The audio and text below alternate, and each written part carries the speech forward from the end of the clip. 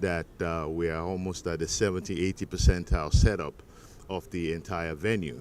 If you can see, the flags are flying, the stage is up, all the banners where our delegates are going to sit, seats are properly tagged. We are excited. There is no going back. We are forging ahead. We do know that for a fact that there are some people that wants to stop this, but inshallah, we are going to have one of the best show ever in the history of PDP. So we are happy. We are happy. And to tell the whole public, the convention, by the special grace of God, will go on as planned. Politics is about interest. And when you are in a political party, you have to aggregate your own interest. At times, you lose. At times, you win. Any political parties will be contentious till the time, anytime. We start with interest and we will end up with interest. There will be contentions. After that Congress, the convention, if there's anything for us to mediate upon, then we placate some people.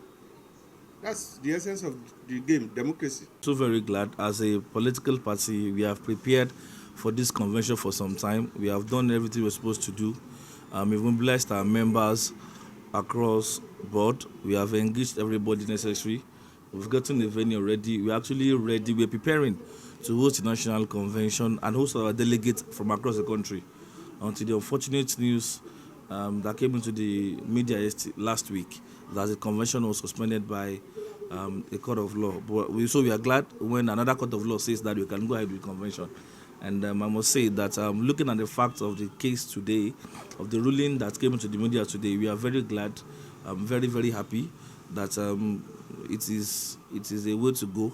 It's a free road to the Congress, and we can assure our delegates, we can assure our party members across the country that the state PDP is ready to host all of our delegates all over the country. Our antecedent, we are warriors. We don't have any fear in our mind. This place is secured, is locked down. We have the Amotekuns here, the DSS, the police, and then we also have our local that are here to protect us. So we are not having any issues. We are good. We're good to go.